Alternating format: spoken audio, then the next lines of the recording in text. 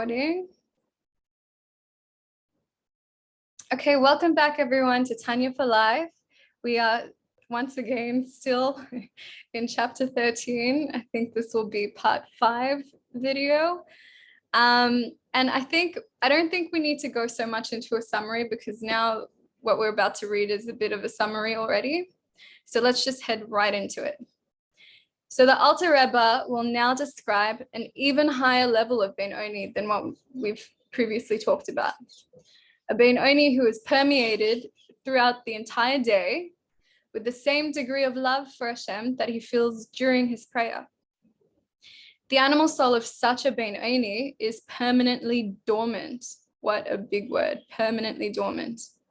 Accordingly, we will understand how it was possible for Rabbah at the beginning of Tanya to classify himself mistakenly as a Ben Oni.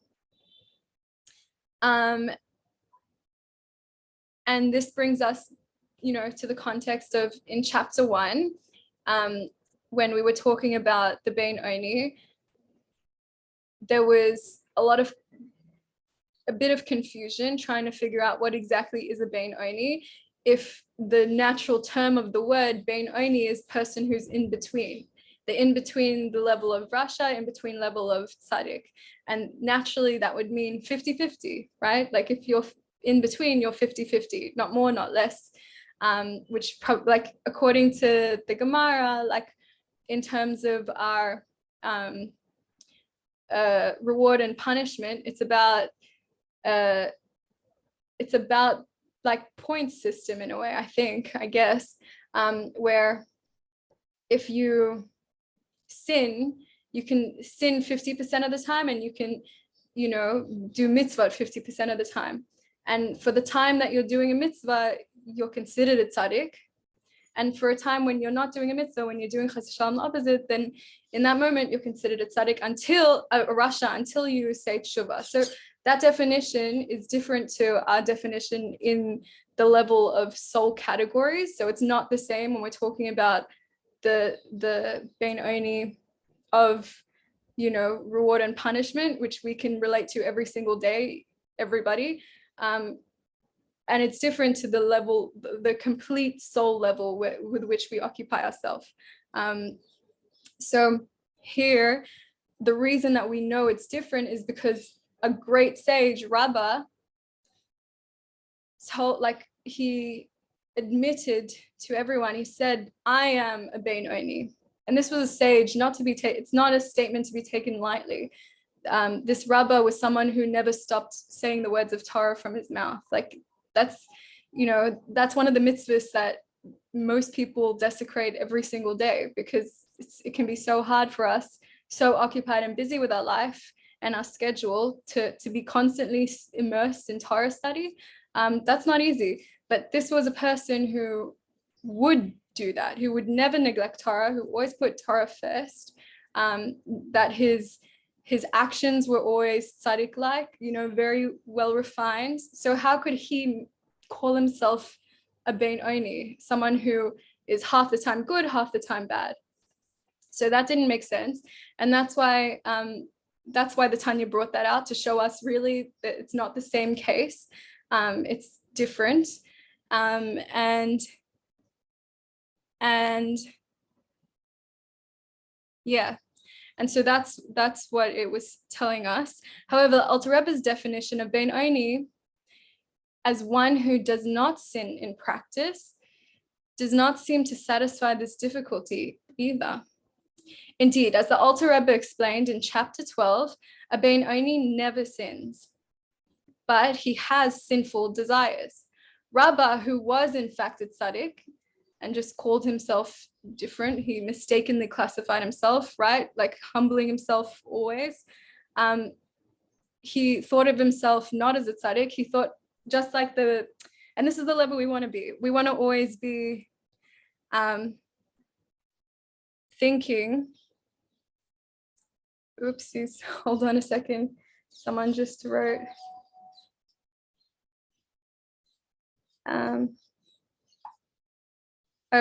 sorry, getting carried away. So that's the level we want to be at. No matter how good we are, how much we overcome, we never want to get haughty and think of ourselves as a tzaddik, because if we make the mistake and actually we have evil still in our heart, but it's perhaps in a permanently dormant situation, which we won't easily pick up on until we fall, then it's already too late in a way. Like, we've lost the bein oni status. We could always come back, but it's not easy. It's much better, as the Tanya warns us to begin with, don't see yourself as a tzaddik, don't see yourself as a rasha, see yourself like a rasha, okay? And that's exactly what Rabba was doing, right? So he called himself a bein oni because he really believed that, because, you can act like a tzaddik, you can, feel only goodness towards Hashem and not want negativity at all, but you don't want to make you don't want to open the door for the Yetzer Hara if it's there, right? So just want to explain why that could have happened, that he may have mistakenly classified himself, which is really a teaching for us in itself, in this whole way of Tanya, like trying to be a bein oni. So a bein oni never sins, but he has sinful desire. Rabba, who was in fact a tzaddik, must have known full well that he was free of all desires. How then could he even mistakenly classify himself as a bein oni? So according to the discussion which now follows concerning the level of the bein oni who never even desires evil, this matter is readily understood. Okay, so for this reason, Rabba considered himself a bein oni, though his mouth never ceased from Torah study, and his desire was in studying Hashem's Torah day and night with a craving, desire, and longing. His soul yearning for Hashem with overwhelming love, such as that experienced during the recitation of the Shema and the Amidah. During prayer, as mentioned above, the bein oni's heart is aroused to a love of God so passionate that he does not feel the evil of his animal soul at all. Rabba, however, experienced this arousal of love not only during prayer, but throughout the day. Therefore, his animal soul was always dormant, and he never even desired any mundane matters at all. It was therefore possible for him to consider himself a bein oni, for he appeared in his own eyes as a bein oni in this category, the higher level bein oni, who prays all day, who throughout the day retains this level that he attained during prayer. So, as indeed our sages have said, would that a man pray the whole day long? From Brachot. Such a bein oni is constantly ablaze. This is so beautiful. I just want to invite everyone to use your imagination. Again, the power of meditation, activating your bina, activating your meditation, opening the channels to reach into your heart and get the key for self-mastery, which is in Gevura, right? And bina is connected with Gevura. So when we're using this imagination, we're really focusing this imagination on Hashem, and it's this holy refinement of our of these elements and of this power of our soul, which will naturally give our soul that much more ability to conquer over the Yetzer Hara. Okay, so I want you to really just picture this and lean on the strength of a bein oni, lean on the power that he has, the connection that he has with Hashem, that he's constantly ablazed with the love of Hashem. Just imagine what it might feel like if you were a bein oni right now and experiencing these words. And consequently, his desire for evil is always dormant, as explained. Therefore, the absence of any evil desires did not conclusively prove to Rava that he was a tzaddik. It was still not possible for him to maintain that he was a bein oni who prays all day long. What emerges from all that has been said is that even during prayer, when the bein oni succeeds in arousing his love of God and rendering the evil dormant, his divine soul has merely prevailed over his animal soul but has not vanquished it. For which reason it is possible for this state to cease after prayer. Therefore, the Bein Oni's level of divine service is not considered truthful when compared to the service of the tzaddik. For truth implies continuity and consistency. Oh my gosh, I love that. I love it when Torah comes in and completely redefines or gives straight definitions to things that maybe we could spend a lifetime searching the world for answers that resonate with us. But here it's telling us exactly what is the meaning of truth. Truth is continuity and consistency. If something doesn't continuously show up in that same way, then it's not truth, emes. Yeah. So I think that's amazing. And then we're going to learn a bit more what that means to us in this world where there, everyone has their own truth or different levels of soul might experience a different level of truth, right? So the Alter Rebbe goes on to explain that nevertheless, the Bein Oni's love relative to his standing is considered a true form of service. Wow. And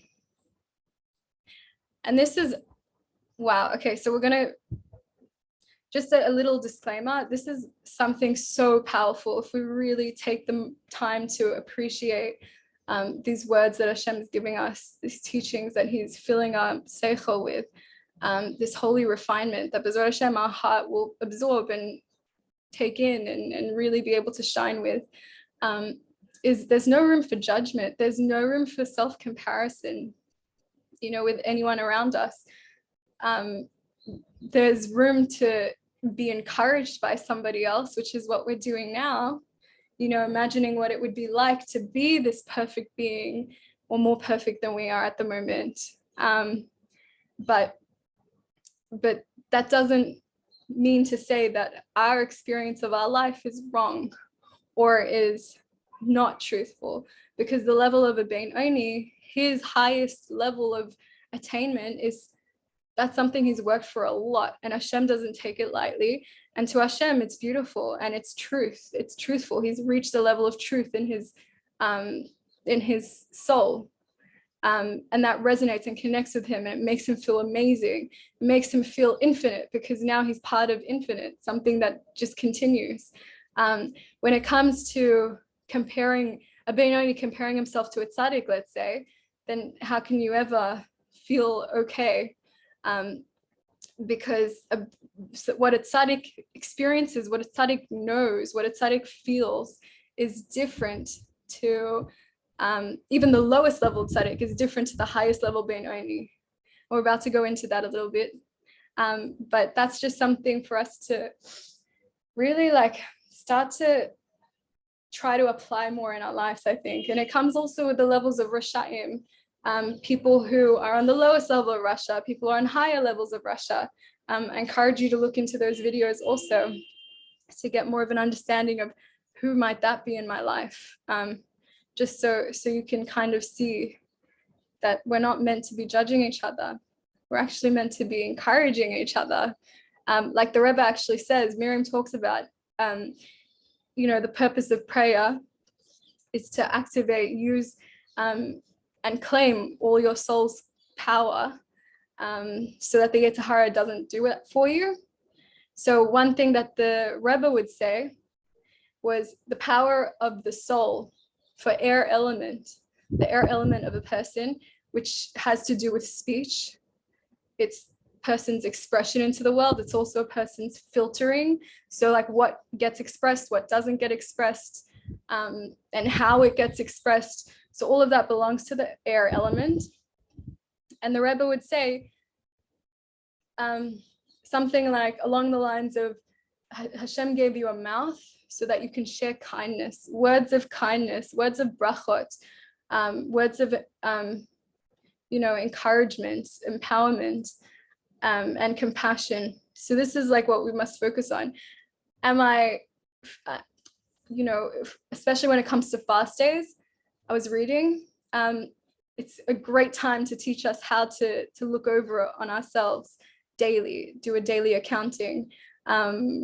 Today, only for today, how many times did I use my mouth, or did I use my mouth in a way that wasn't according to this, wasn't for the sake of compassion, for the sake of kindness, for the sake of bringing unity, for the sake of Hashem, bringing Hashem into the world.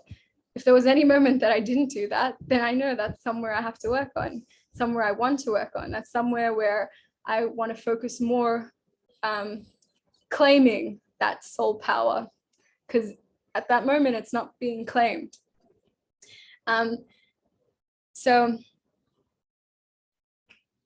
moving back to what we were talking about in terms of this love, that's not this love, this MS, the understanding of MS, which is different to each person, depending on their level where they're at. Like the soul level of Ben Oni is different to his MS, is different to the MS of the tzaddik, so on and so on. Now, this aforementioned love, which is attained by Ben Onim at the time of prayer, by virtue of the temporary preponderance of the divine soul over the animal soul, etc. Sorry. When compared to the standard of the tzaddikim, wow. And again, imagine being a tzaddik. Imagine this. When compared to the standard of the tzaddikim who serve Hashem in perfect truth, in the truest manner of truth, this love is not called true service at all, since it passes and disappears after prayer. We're talking about this service is not true service. We're talking about the Ben Oni, because again, we're seeing why we don't compare our service with a tzaddik. Because if you compare your service with a tzaddik, you're not going to be experiencing truth. You know, it's not the level of truth of a tzaddik, but it is the level of truth for you. It is the level of truth for the Ben Oni.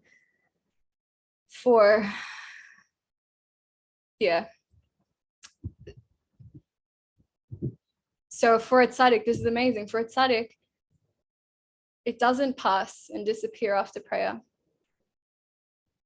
Where it's written, the language of truth shall be established forever, but the tongue of falsehood is only momentary. Proverbs. Love that. Thus, the term truth refers to something immutable. The temporary and passing are not considered true. The same applies here as well. Since the Ben Oni's love of Hashem is felt only during prayer and disappears afterward, it does not measure up to the truest sense of truth, the perfect truth, which is attained by tzaddikim. Nevertheless, in relation to the rank of the Ben Oni, this level of love is regarded as a truly perfect service in terms of their level of truth, the level of the Ben Onim. In each man relative to his standing in the category of the Ben Onim, right? Because as we learned earlier, there are different ranks within the Ben Oni. So the level of truth for the highest level of Ben Oni, who can experience this level of love and devotion to Hashem every single moment of the day without having any feeling of the Yetzer Hara, because the Yetzer Hara is dormant, because the soul's fully active, then that's like the highest level of Ben Oni. But there are different levels of Ben Oni that we learned of before, where as soon as you stop praying, now the Yetzer Hara is awake again. You know, he was sleeping while you were praying and connected and really fired up, using your soul to connect with Hashem, and really what Miriam calls it is spa for the soul. Oh my goodness. Definitely suggest listen to Spa for the Soul. Very good video that she has. And yeah, so that's the difference, right? That even within the level of Ben Onim, their truth is different. Also, the truth for a Ben Oni on the lower level is different to the truth of Ben Oni on a high level, which is different to the truth of a tzaddik, etc. Their love too, which they possess only during prayer, I term the language of truth, which shall be forever. We have 10 minutes. Their love is true and permanent, though manifest only during prayer, since their divine soul has the power to reawaken this love constantly, whenever it gathers strength during prayer, day after day, by means of the spiritual preparation appropriate to each soul's quality and rank. That is something very powerful. Very, very powerful. Okay, our time is running out. Perhaps we shall leave it here. And I'll end with this note that, one thing Miriam taught me, I remember I had such difficulty with davening. I have difficulty with routine, to be honest. So davening falls into the same. And when I started working with Miriam, she was telling me that you don't have to find love out of nowhere. You don't have to create it. You don't have to create a desire to connect with Hashem. All of this is already within you. It's already in your heart. And if you know it's something that's already there, it already exists. You don't have to work for it. You don't have to create it. She says you don't have to fly to the moon to find it, to find yourself and come back. You don't have to fly to the moon to find this love of Hashem, this desire to connect with Hashem, this, fear and awe of Hashem, and then fly back to your body and start praying. You don't have to do that, because it exists down here in your heart within you. So what helps, even if you don't connect with the feeling, that's okay to know. That's okay to be compassionate with yourself. It's okay to accept it as it is. Hashem accepts you as you are. So like, pray or not pray, you're still beloved by Hashem. If you're connected or not connected, you're still beloved by Hashem. You are connected, right? It's like an umbilical cord, which is constantly, it's our lifeline. So nothing we can do or say or think will ever stop us from being connected with Hashem, right? And that's something so important, because a lot of the time we feel guilty to turn to Hashem if we're not in perfect avodah, if we're not perfectly connecting and always thinking about Hashem while we're praying. We don't have to have perfection. So let's get that out of our minds. And this is helpful because Miriam says, even if you don't connect with it right away, it's still there. So your work is trying to uncover it. And you're asking Hashem to help you with that process. He's not expecting it from you just like that. And it's the same way that we touched on it last lesson. Now it's Parshas Lech Lecha, I think. I'm a bit confused. But Parshas Lech Lecha is when Hashem tells Abraham, and I really should get the details, but Hashem tells Abraham, leave your land, leave your birthplace, and leave your father's home, and go to you. So that means even Abraham Avinu, he had this issue that we have, not being perfect yet, right? But what Hashem showed us is this, the same thing is for our forefather, the very first Jew. The same will be for all of us. We're not always going to be on that level of perfect connection all the time. We're not on that level of the highest level of Benoni yet. Bezrat Hashem, we will be. But the more we cultivate it, the more we remember it's there inside of me, then the less we feel that we're fighting ourselves. And I think that's very powerful. Very powerful. I think I will leave it there. We have 5 minutes for recording time. So let's just end with a quick meditation, and then we'll maybe jump back in to chat and see if anyone wanted to share anything. Okay, so I'll invite everyone now to just close your eyes, get into a comfortable position, allow your body to drop, to just let go of any tensions you've been holding today, any tensions, any stuckness in your body, in your muscles, in your blood, in your limbic system. in your mind, in your heart, any resentments, any frustrations, just let them go. Just give permission to let go. Breathing in, deep, beautiful breaths of air. Beautiful gifts from Shemayim. A reminder, Hashem is here with you as you are. Just breathe it in all the way in to now fill up your heart, to fill up your mind, to fill up your body. Just feel yourself, your heart beating in a more slow manner as it's relaxing. Again, breathing out, letting go of any stuckness, any barriers, and breathing in MS. And now imagine in your mind's eye everything we've talked about. Just imagine this person in front of you. You can think of a person, a tzaddik, or you can see yourself as this bein oni. And just really imagine what it feels like. What it feels like to see MS, to feel your heart fired up, raging, flaming with absolute love, holy, fiery love and passion for Hashem.